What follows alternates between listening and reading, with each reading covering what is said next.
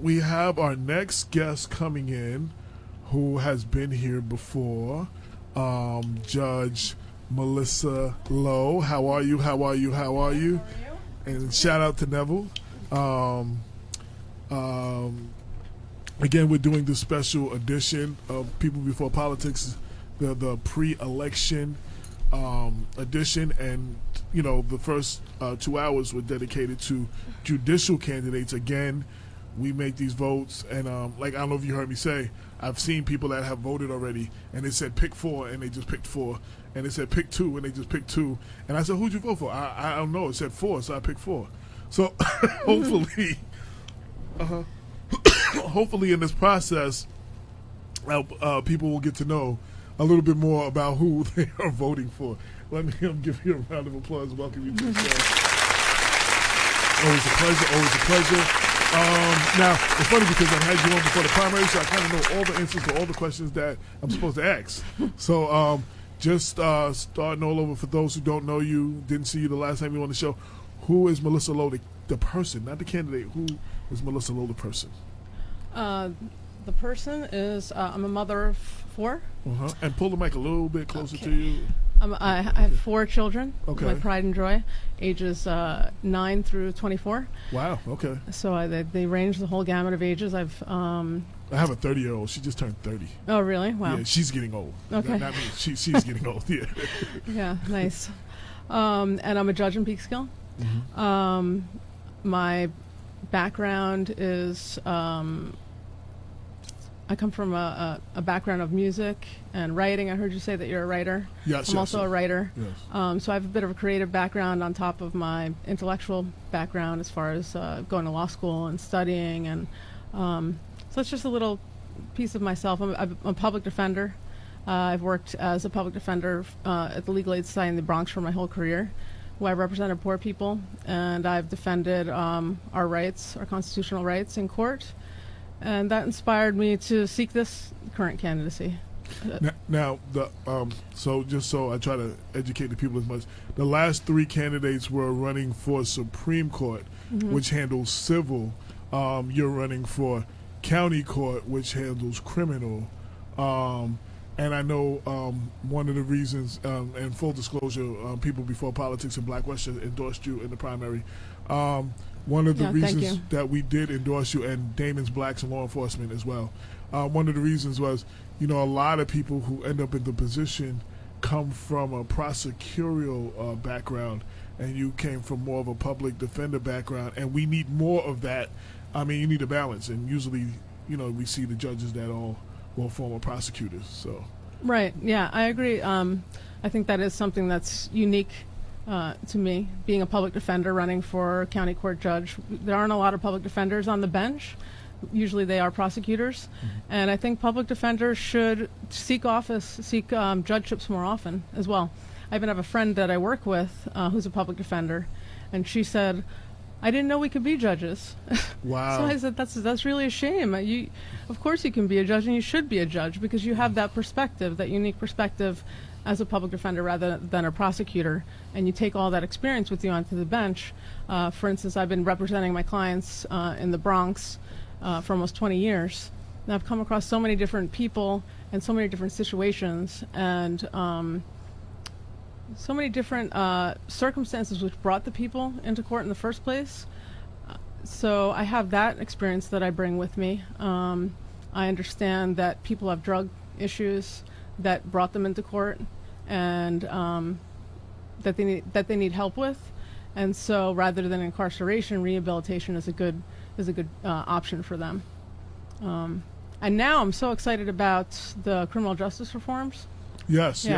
Right. So as a public defender, having had experience with that over the years and fighting for our rights, it's just such a great day, and if given the opportunity, with everybody's support, if I'm elected on Tuesday, I'm really looking forward to overseeing the implementation of the criminal justice reforms, the discovery reforms, which means that from the outset of the case, people will have the opportunity to see all the evidence that the prosecution has against them, and so it'll be more of a level playing field. So people know from the beginning what they're up against, what the case is all about, so they know whether they want to go to trial or not. They know why they're being charged with certain things. So that's huge for people. And the bail, the criminal justice reform, also provides that people be released unless they're charged with qualifying offenses. So people that are charged with nonviolent crimes will be released rather than sit in bail in jail with bail that they can't make. So they'll be able to fight the case from the outside rather than the inside, and so that also makes for a more level playing field. I know, and my partner Damien's not here today. He has to work tonight. But working in Valhalla for 28, 29 years, he always talks about there's people sitting in Valhalla because they couldn't afford bail, and they're sitting in there forever. You know what I'm saying? And right. Because now you have the speedy trial that would eliminate that. The bail for non-violent offenders and discovery. Like, I think all three of those things are. I was asked to speak, and I just hosted an event. Loehr Razor in Mount Vernon. She celebrated 25 years of law. And one of the cases that she did, and the family was there, they called me as an expert witness. It was a murder trial. And the individual's brother was a rapper. They were trying to incorporate his rap lyrics into evidence, saying that they were going to kill anybody who testified against him. I mean, they didn't say that in the lyrics, but the white guy working for the DA, that's what he interpreted. So I had to go through this whole thing. And one of the biggest things was discovery.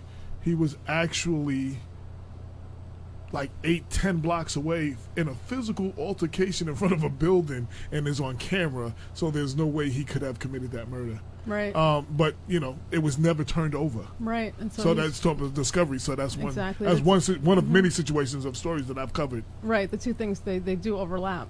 Right. And then at the same and you can be stuck in jail for an amount of bail that you can't make. Like we had the young man, I can't remember his name.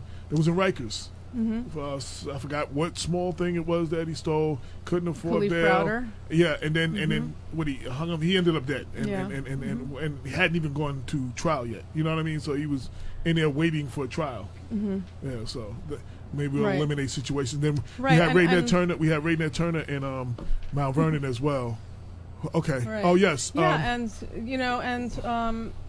I mean, I've been doing as a judge. I've been doing this all along anyway. The guidelines that were given in the bail reform, in the Criminal Justice Act bail reform section, I've been doing that as a judge already anyway. I'm glad that there are guidelines for all judges to use now, and I'm glad that there are guidelines for everybody to use as far as discovery now. That's huge, because it's right from 15 days within arraignment that people are going to get information about their cases.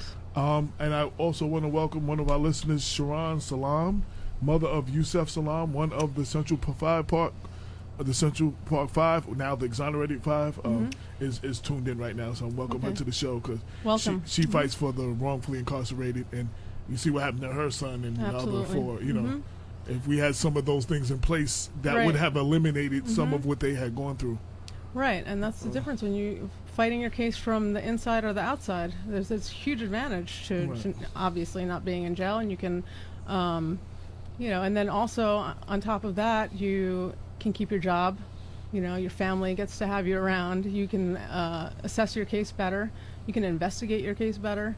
And with the discovery, you can know what. And with discovery, they're trying to throw at you. Right. Yeah. Exactly. Yeah. So it's great progress, thanks to the Democrats, and it's very exciting time for me as a judge to oversee the implementation of that. I'm very happy. I didn't start off the show. Lorraine has already given it to you. We have our sponsor for the special edition is Cupcake Cutie in Mount Vernon. They gave us a strawberry shortcake cupcake for all the candidates. Cupcake. Thank you, everybody. And a business card. So I just wanted to plug them as our sponsor for the special edition. Yes. It's pink. That's my campaign color. So okay, there you go. There you go. Right? and you know what? And it just happened to be. When I went there, that's what they had the most of. So I said, okay, I'll take 6 of those. It looks delicious. Yeah. So shout out to them. Go ahead, Lorraine. Thank you. How many slots are open for Westchester County Court Judge? 2. And how many people are running? 4. Okay. 2 people on the Democratic line, 1 on the there are people on various lines, and then there's somebody on the Working Families Party line, and then there's somebody on the Republican conservative independent line. Yeah, and you are the Democratic nominee, and we've had the other Democratic nominee on Mr. Prisco, right? That's who it was. The other.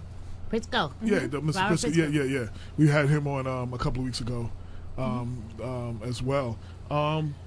Again, I wanted to do this to give people, again, in the black and brown community, most of the time people come in contact with a judge, period.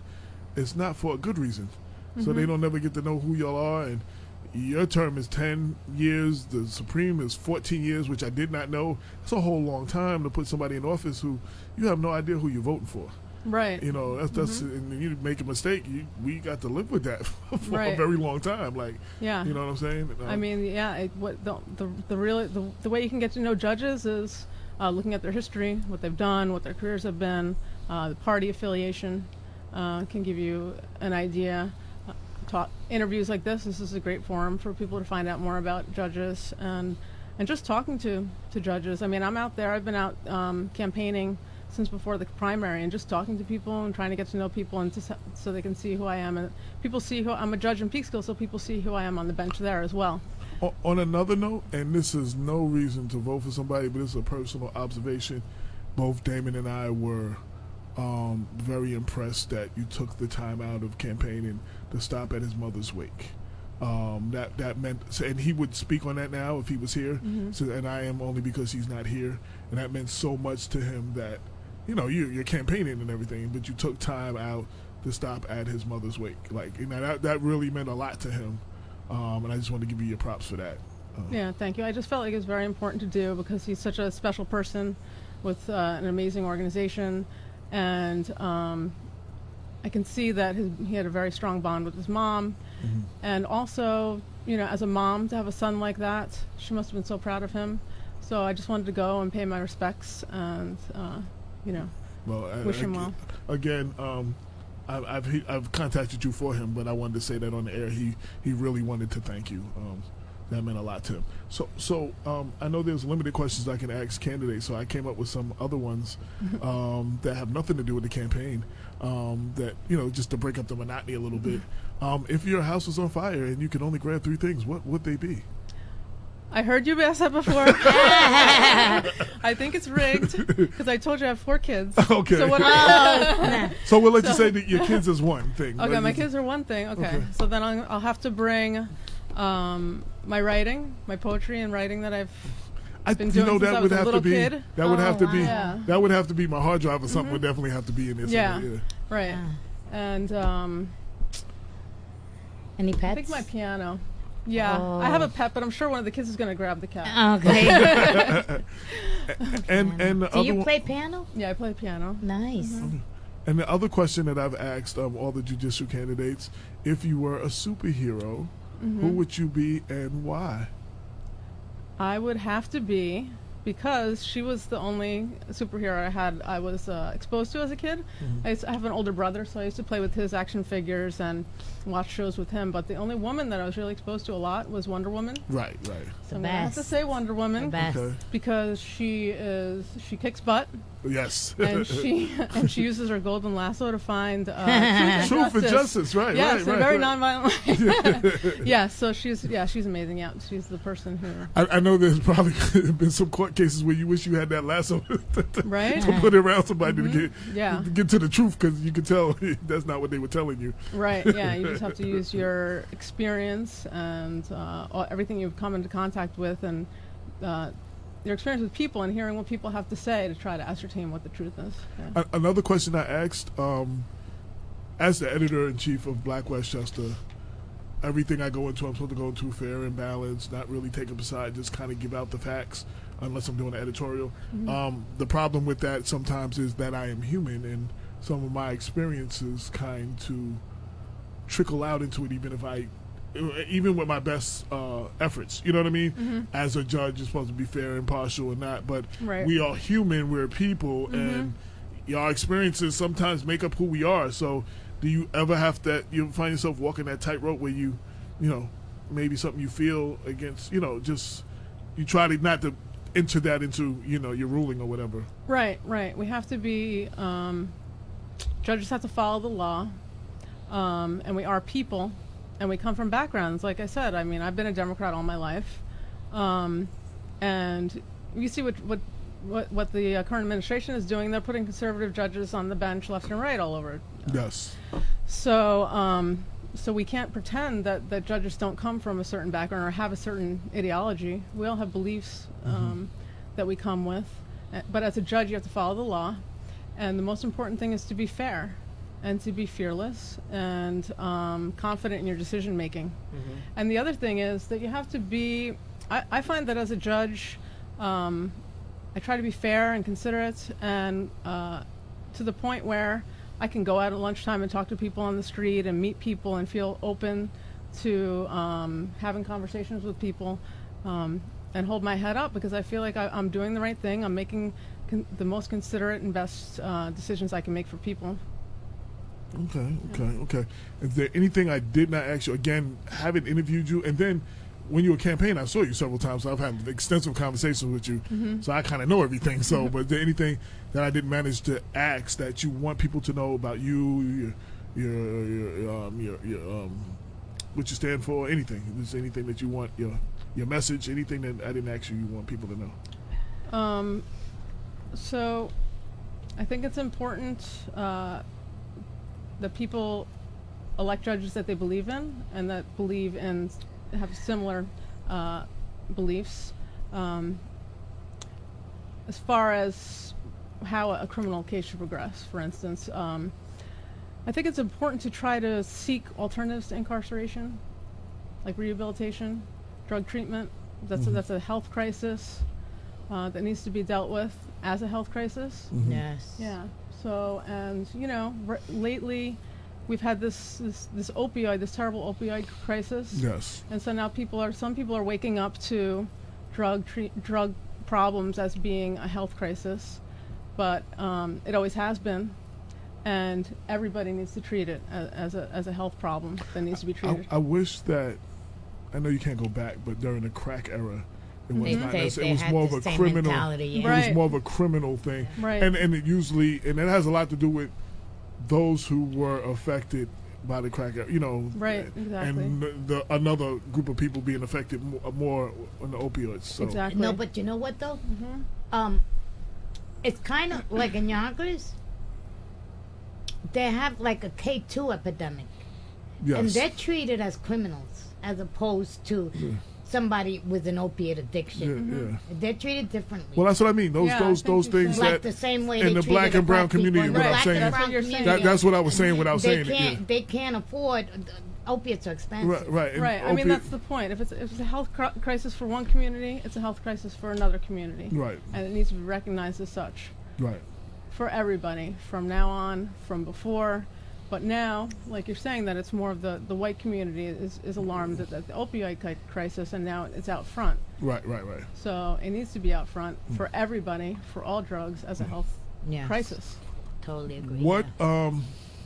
now coming from currently being the Peekskill City Court judge, what will be the biggest differences when elected county court judge? I mean, other than I guess you're covering The more job territories, but description. Yeah. Yeah, the difference is that right now I preside over the criminal matters that I preside over are felonies and misdemeanors. We arraign felonies and misdemeanors, but if a felony stays, if a case gets indicted, it goes down to county court.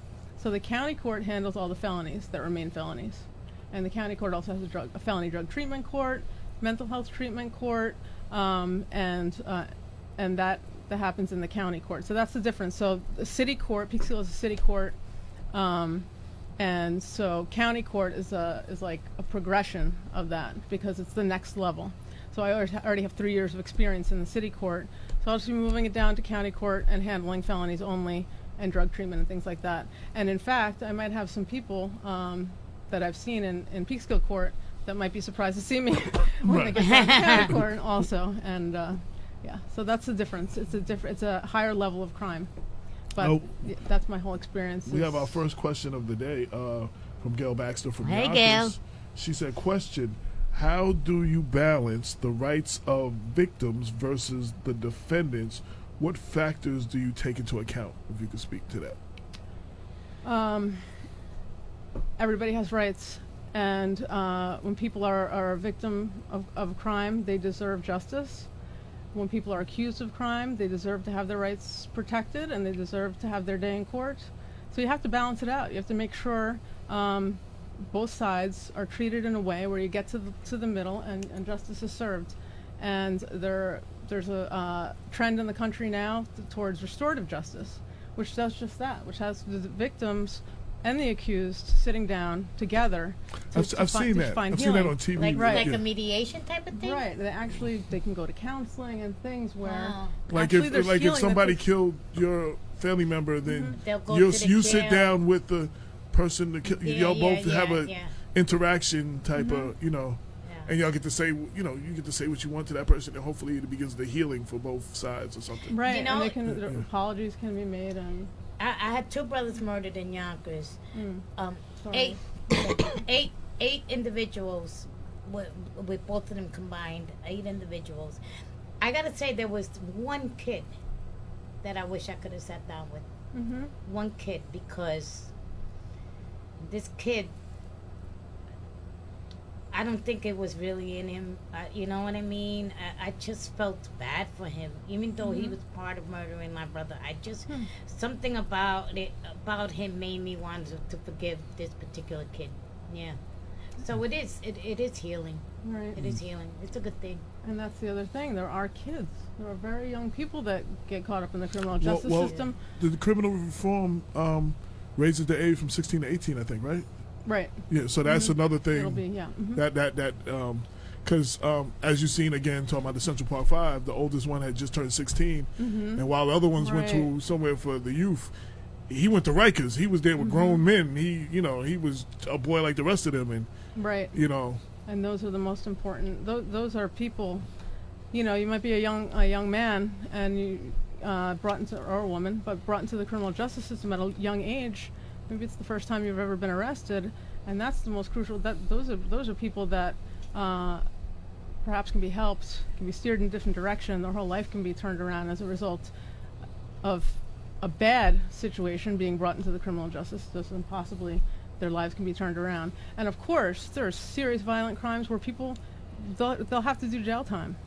Well, I used to be a rapper back in the days too. So one of the things in like the mid to late 80s, and one of the things the Manhattan Manhattan Correction, whatever that is in Manhattan, they were trying New York City was trying a program where they were bringing in entertainers to perform for the inmates. You know what I mean? And then we actually ate in the room with where they ate and everything. Right. And I'm gonna be honest, sitting in there were some people that I was like, thank God for jail, that they belonged in there. I ain't even gonna lie. Right. But then there was other people I could see that did not belong in there. But I'm definitely not one that believes nobody belongs there. No, there are some people that belong in jail. It's true. And I got to sit with a few of them, and I just want, I'm like, I'm gonna contact you when I get out, and I just want to know where they live, where they hang out, so I'm not nowhere in any of those areas when they get out. Right.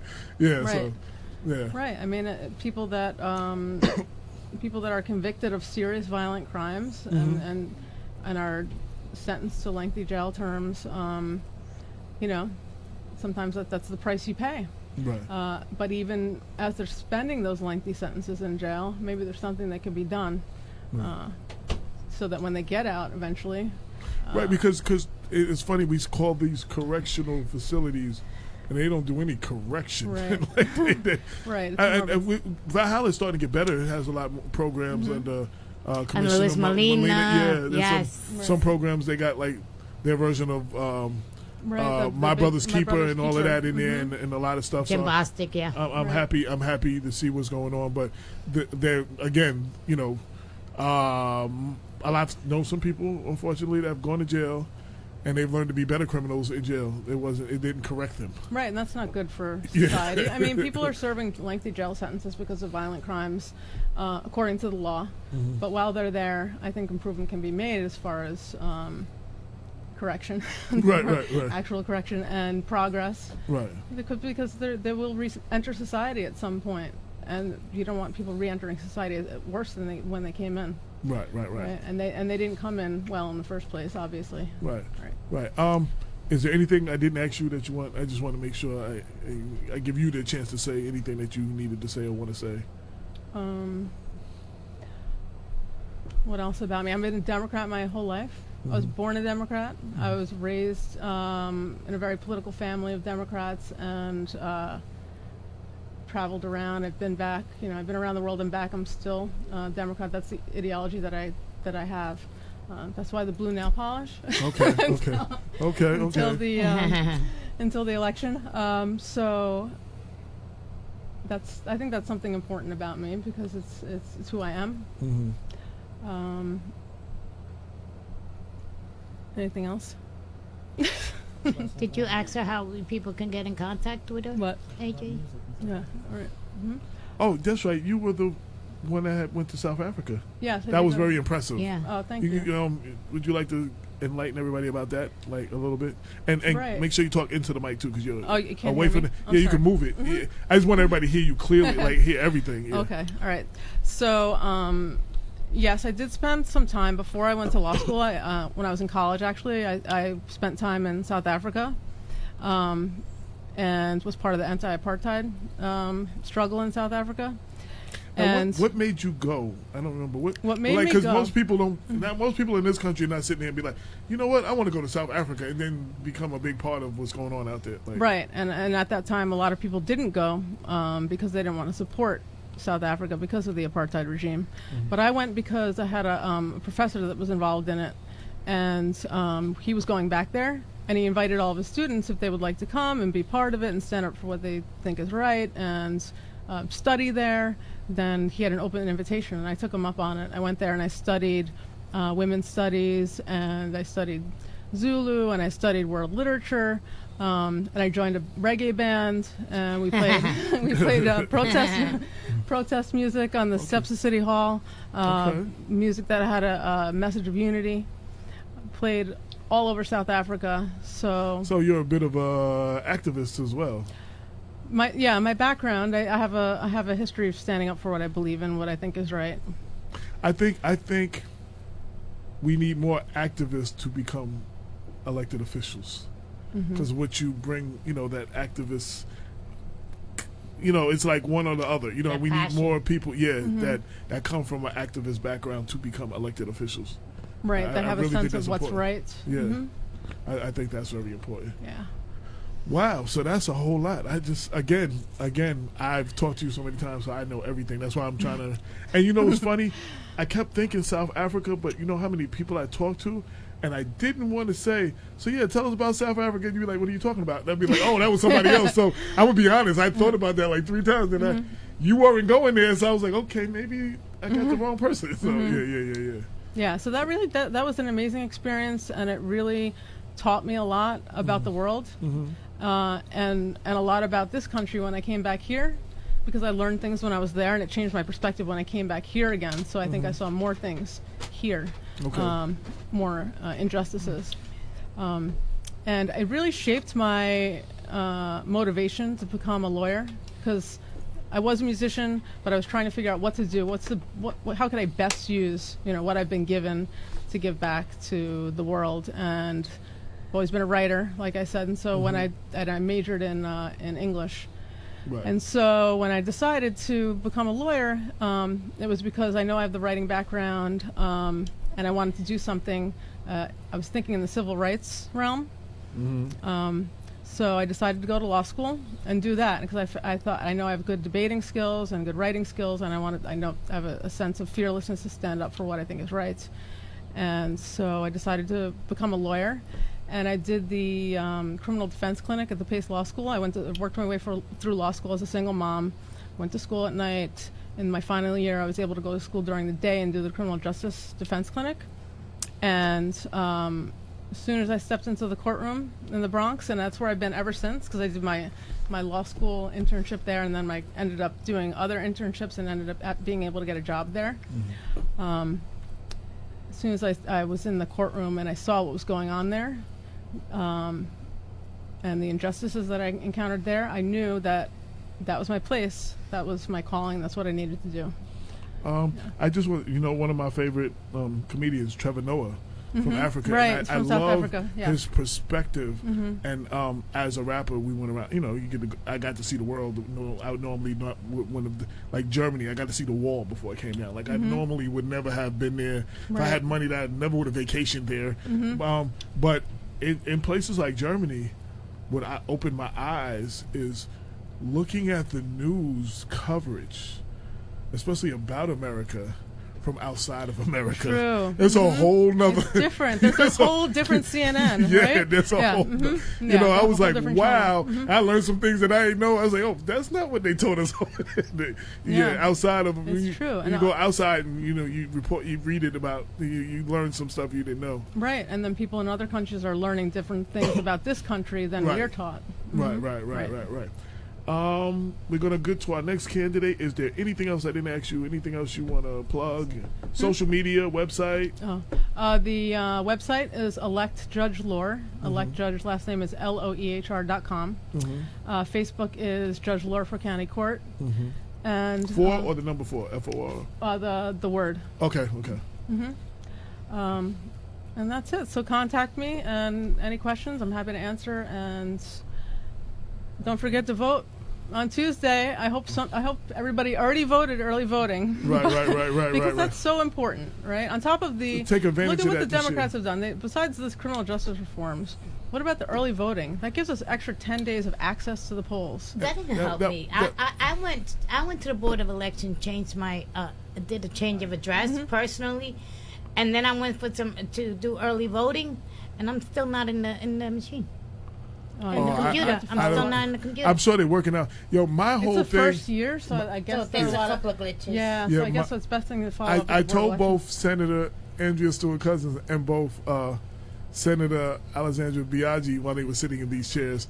I know y'all did that this year to work out all the bugs for the election next year. They was like, you use this as an experiment. They said no, but I still believe that was the whole thing. So now they can fix any bugs for the big elections next year. Yeah, I mean, it's just the concept that people have a greater access to vote. Well, I was in Atlanta up until 2014 for about 12 years. I voted in both the Obama elections, and I voted in the early voting thing, and I saw the numbers with that early voting thing, that big difference. And when I came back to New York and they didn't have it, I was like, I could see the difference. You know? Yeah. And then really they give you 2 weekends, Mm-hmm. so even if you're not busy during the week, you had 2 weekends to vote, which is incredible. Yeah, no excuses. Yeah, definitely incredible. And 5A, you'll find me on row A, the 5th spot under the county court judge spot. So okay. I so you voted got the already. number 1 court, because the first 4 are, I guess, Supreme, and then the next 2 are county. So you got the first county spot. I got the first county because I won the primary. Right. I got the most votes in the primary. The number 1 vote getter. Yes, that's right. So that's how they do it. So okay. I was very excited. Last time I met you here was before the primary. Yes. And so we're very excited about the outcome, and very excited about this outcome too. With everybody's support, we're hoping to win this one as well. Well, I'm interested in watching your journey through your journey through your position, and paying attention. I'll be watching, and I wish you the best. Thank you so much. I'm really looking forward to this. Yeah. I thank you for your time. Again, I thank everybody. Time is something you can't get back. I hate to waste it for anybody's time, and I like to thank people to take your time. You know, we're not News 12, we're not Files, we're not, so, some people feel like, they don't need to come here. So everybody who comes here and took the time to come here, right. I like to thank you for your time. Thank you for having me so much. And just one more thing about time. Very important about judges is not to waste people's time. People are coming to court. They have to pick their kids up from school. They have to get back to work. They don't need needless adjournments. They don't need to spend all day in court for a 5-minute appearance. So it's very important that judges are considerate and patient and respectful of people and respectful of their time. Time is very important. Absolutely. Absolutely. And give another round of applause. Yes. Thank you so much. It's such a pleasure to be here. I really appreciate you, and thank you for everything. And thanks, Damon, too. And you got your cupcake. And I got my cupcake. Yeah, and a business card. Did you give a card, too? Yes. I got it all. Okay. And Thank Neville, so I know much. you deal with a lot of things. We're gonna have you back on talking about some of the issues that you want to address. And I don't even get a cupcake. It's okay. No, you actually there's some. There's one left. Oh, okay. I gotta give it to You the next can share my candidate. cupcake. I'll give it Okay. now. Thank you both. Thank you. All right, not a problem. All right. Thank you so much. Absolutely, absolutely. Wish you the best. Thank you. Thank you, Lorraine. Bye. Take care. Thank